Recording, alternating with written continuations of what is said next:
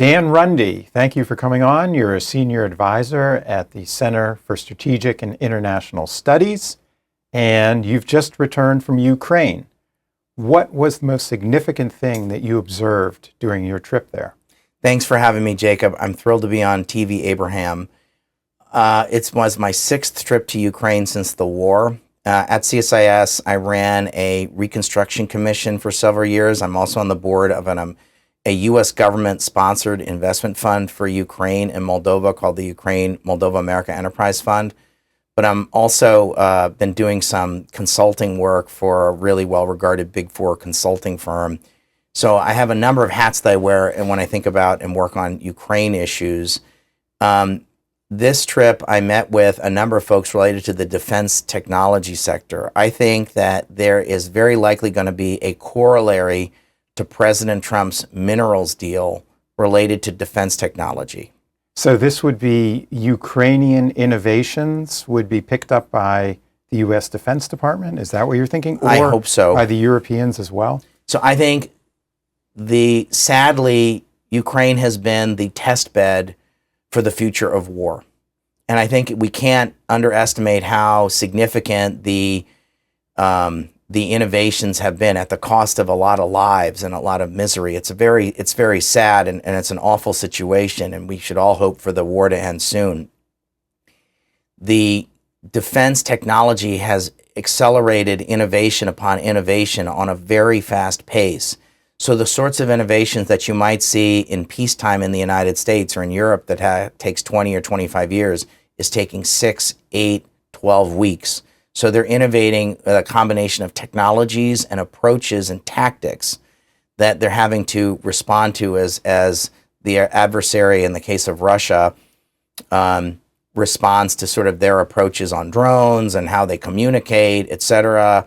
So there's an enormous amount of innovation. So it's not just about the technology, it's also about how the technology is applied and how they innovate the technology and tactics at the same time. So they're learning at a pace that no one else is experiencing. I also think because they're confronting an actual government adversary as opposed to a terrorist group, the intensity is faster, if I can describe it that way, because of the amount of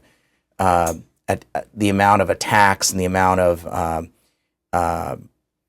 counter pressures on the part of Russia. So what's happening in Ukraine is unfortunately the laboratory for the future of war in more ways than, say, I think obviously there's been enormous innovations that Israel's experienced in its responding to its adversaries.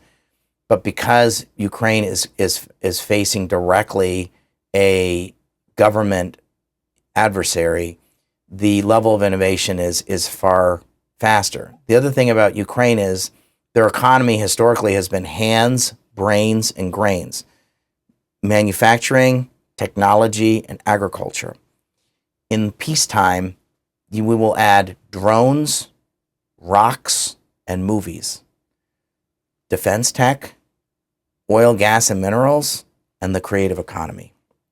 So it's going to be a big part of its peacetime as well as its wartime. How adaptable is the U.S. Defense Department?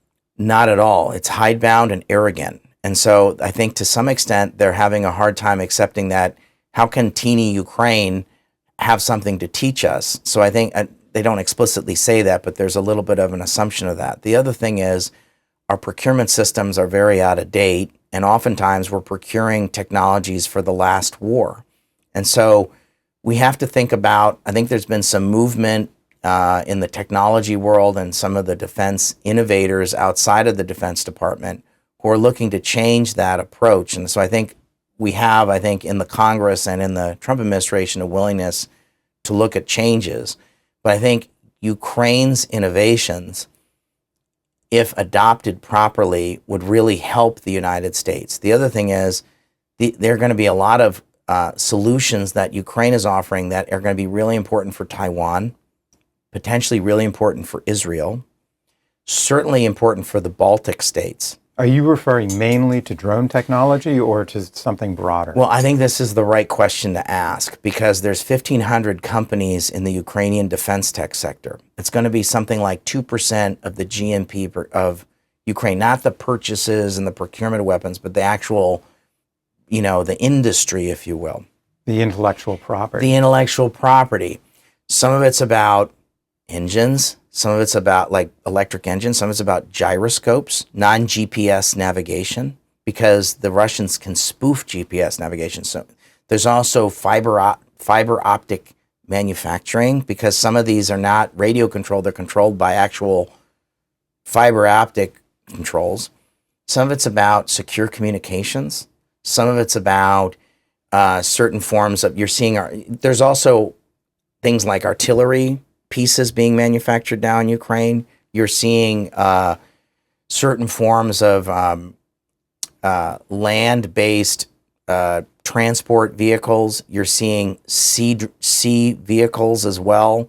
So there's a whole ecosystem. Drones is sort of the easy visual that we all come up with. The other thing to think about with Ukraine is one of the holy grails recently, just in the drone space, has been to develop a CCP-free supply chain for drones.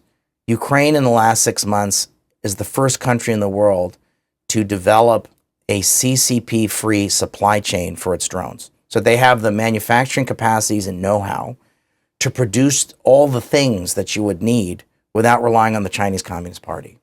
That's significant. No one else in the world has achieved that to date.